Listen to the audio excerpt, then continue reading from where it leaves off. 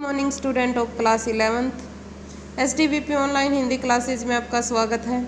बेटा आज हम पढ़ने जा रहे हैं हमारा जो सेकंड पद है, कबीरदास का जो सेकंड पद है आज वो हम पढ़ेंगे, इसकी हम व्याख्या करेंगे।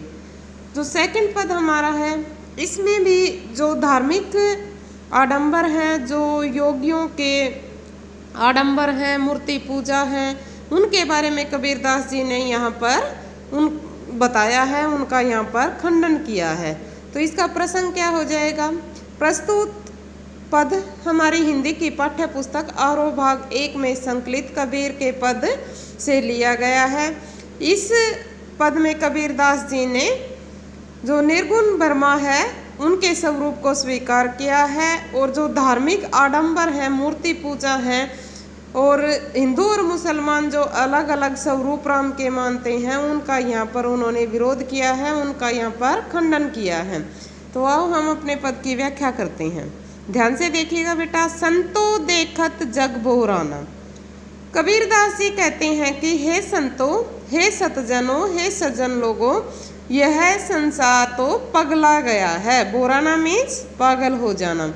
यह संसार तो पगला गया है, पागल हो गया है। साच कहे तो मारन धावे, झूठे जग पतियाना। पतियाना मीन्स होता है विश्वास कर लेना। यहाँ पर कबीरदास जी ने बताया है कि क्यों पागल हो गया है यह संसार, क्योंकि यदि यहाँ पर कोई सच बोलता है, सच्चाई जो यहाँ पर प्रकट करना चाहता है, तो लोग उसे तो मारने के लिए दौड़ते हैं। धावे मीन्स दौड़ना, झूठे जग पतियाना, और जो झूठ बोल रहा है उस पर सहज ही विश्वास कर रहे हैं। नेमी देखा धर्मी देखा, प्रातः करे स्नाना। कबीरदास जी कहते हैं हमने बहुत से ऐसे लोगों को देखा है जो नियमों के अनुसार अपना जीवन जीते हैं, जो धर्म के अनुसार अपना जीवन जीते हैं, धर्म की पालना करते हैं। नियमों का पालन करने वाला नेमी और धर्म का पालन करने वाला धर्मी। तो कबीरदास जी कहते हैं कि हमने बहुत से ऐसे लोगों को देखा है जो नियमों का पालन करते हैं और धर्म का पालन करते हैं, और सुबह सवेरे उठकर वो नहा धोकर पूजा पाठ करते हैं। स्नाना में स्नान कर लेते हैं। आत्म मारी पखा नहीं पूजे। ऐसे लोग जो नेमी धर्मी लोग हैं वो अपने आप को तो मार देते हैं, अपनी जो आत्मा है उसको वह उसकी आवाज़ वह नहीं सुनते हैं, और पखा नहीं पूजे। पखान होता है बेटा पत्थर, और पत्थरों की वो पूजा करते हैं, यानी कि मूर्ति पूजा पर यहाँ पर कबीरदास जी ने कटाक्ष किया है। उन्होंने किया है अपने अंदर बसे हुए जो प्रभु का स्वरूप है, अपनी आत्मा में विराजमान जो ईश्वर का स्वरूप है, उसे तो लोग नहीं स्वीकार करते हैं, उसे तो पहचानते नहीं हैं, और बाहर ईश्वर को ढूंढ रहे हैं, पहाड़ों की पत्थरों की पूजा कर रहे हैं। मूर्ति पूजा से कुछ होने जाने वाला नहीं है, उनमें कुछ नहीं ज्ञान। कबीरदास जी कहते हैं कि उनमें किसी प्रकार का कोई भी ज्ञान नहीं है। बहुतक देखा पीर ओलिया पढ़े किताब कुराना। कबीरदास जी कहते हैं हमने बहुत से साधु संतों को देखा है, बहुत से पीर महात्माओं को देखा है जो बड़ी बड़ी किताबें धर्म ग्रंथ पढ़ते रहते हैं। धार्मिक पुस्तकें जैसे मुसलमानों की कुरान धार्मिक पुस्तक है, ऐसी पुस्तकों को ऐसे लोग पढ़ते रहते हैं। के मुरीद तबदीर बतावे उनमें उन्हें जो ज्ञान। कबीरदास जी ने यहाँ पर कटाक्ष किया है कि वो लोग तो स्वयं तो अज्ञानी हैं ही, लेकिन अपने शिष्यों को, मुरीद क्या होता है? शिष्य। तबदीर होता है उपाय। अपने शिष्यों को वो क्या उपाय बताएंगे कि ईश्वर को किस प्रकार से पाया जा सकता है। यानी कि कबीरदास जी ने यहाँ बताया है कि जो धार्मिक आडंबर करने वाले लोग होते हैं वो तो ऐसे लोग हैं कि अपने शिष्यों को भी किसी प्रकार का ज्ञान वो नहीं दे सकते हैं, यानी कि शिष्य और गुरु दोनों ही यहाँ पर अज्ञानी है। उनमें उन्हें जो ज्ञान है वो क्या अपने शिष्यों को बताएंगे कि उन पुस्तकों में क्या ज्ञान है, क्योंकि उन्हें स्वयं भी वो ज्ञान मालूम नहीं है। आसन मारी डिम्ब धरी बैठे, मन में बहुत गुमाना। यहाँ पर कबीरदास जी कहते हैं कि उन लोगों पर कटाक्ष करते हैं जो धार्मिक आडंबर करते हैं, उन साधुओं पर, उन योगियों पर यहाँ पर कटाक्ष कर रहे हैं जो तरह तरह के धार्मिक कर्म कांड और आडंबर करते हैं।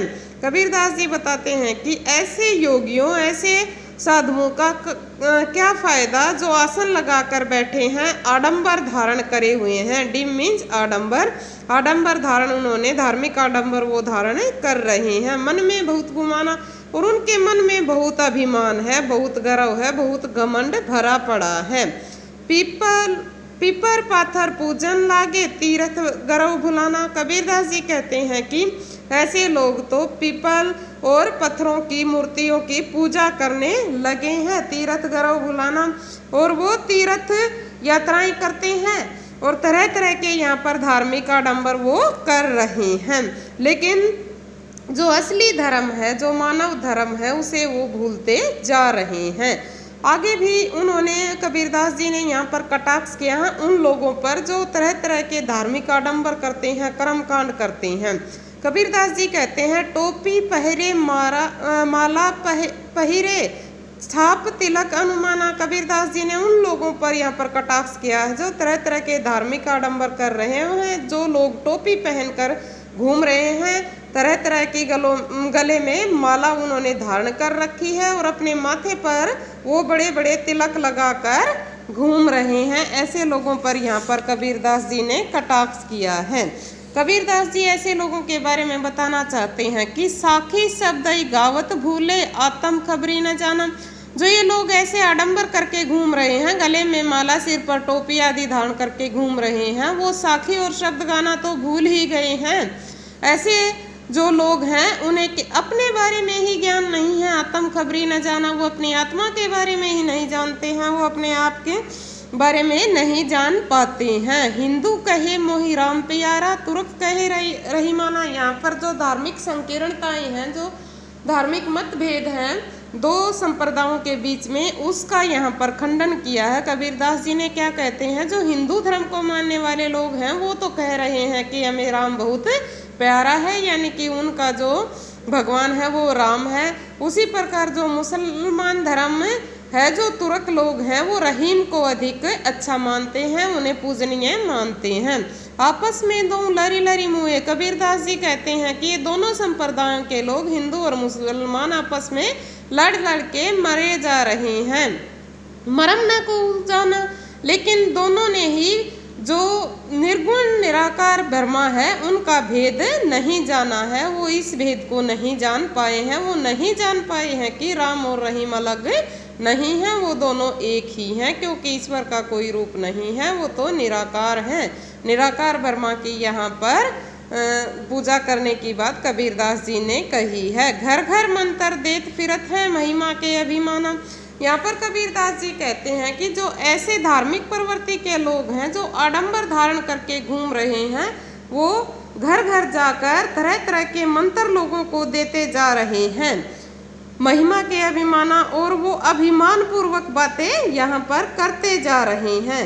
उनके अभिमान भरी बातों को लोग सुनते भी जा रहे हैं।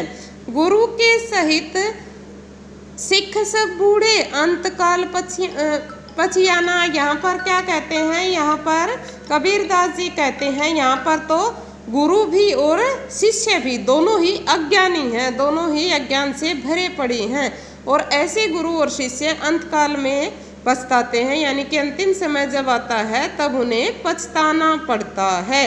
गुरु के सहित सिख सब बूढ़े, यहाँ पर क्या कहते हैं, गुरु तो अज्ञानी है ही है, और ऐसे अज्ञानी गुरु अपने शिष्यों को भी, सिख मीन शिष्य, अपने शिष्यों को भी अच्छा ज्ञान नहीं दे पाते हैं। अर्थात अज्ञानी गुरुओं की शरण में जाने वाले जो शिष्य होते हैं उनका भी क्या हो जाता है, अज्ञानी ज्ञान ही उन्हें प्राप्त होता है, वो भी गलत ज्ञान धारण करते हैं, और ऐसे लोग फिर अंतकाल में क्या करते हैं, अंतकाल में उन्हें पछताना ही पड़ता है।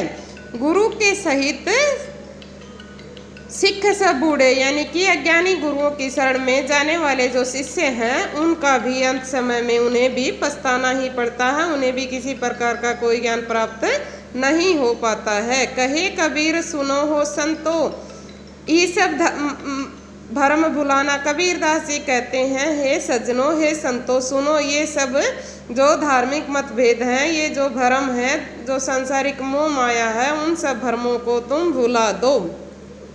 केतिक कहो कहा नहीं माना, सहज सहजे सहज समाना। कबीरदास जी कहते हैं कि जो अज्ञानी लोग हैं उन्हें चाहे कोई कितना ही समझा लो, लेकिन वो एक भी किसी की नहीं मानते हैं, वो किसी की नहीं सुनते हैं।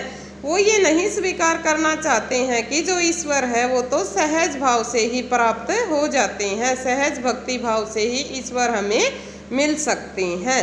इस प्रकार हमने इस दोहे की ये व्याख्या कंप्लीट की। इसका विशेष या काव्य सौंदर्य यदि हम देखें तो कबीरदास जी की भाषा कैसी भाषा है? सदुकड़ी भाषा है, भाषा सरल सहज है। कैसी भाषा का यहाँ पर प्रयोग हुआ है? भावों के अनुकूल भाषा का यहाँ पर प्रयोग हुआ है, भाषा भावानुकूल है। जो पद है उसमें गयता की जो गुण है वो विद्यमान है, उसमें संगीतात्मकता है। इसके साथ साथ चित्रात्मक शैली का यहाँ पर कबीरदास जी ने प्रयोग किया है। यहाँ पर धार्मिक आडंबरों और अज्ञानी गुरुओं के बारे में, जो धार्मिक कर्मकांड करते हैं, ऐसे अज्ञानी योगियों के बारे में कबीरदास जी ने हमें सचेत किया है और बताया है कि ये जो सारे धार्मिक कर्मकांड होते हैं ये व्यर्थ हैं, क्योंकि ईश्वर तो कहाँ विराजमान है? इस संसार के कण कण में विराजमान है, वो आत्मा में ही विराजमान है, आत्मा में परमात्मा विराजमान है। इसका यहाँ पर हमें कबीरदास जी ने संदेश दिया है। मूर्ति पूजा आदि का यहाँ पर विरोध किया है, ऐसे लोगों पर कटाक्ष किया है जो तरह तरह के आडंबर करते हैं, धार्मिक कर्मकांड करते हैं। इस प्रकार हमारी जो ये फर्स्ट पोएम है ये कंप्लीट हुई। उम्मीद है आपको ये समझ में आई होगी। Thank you and have a nice day.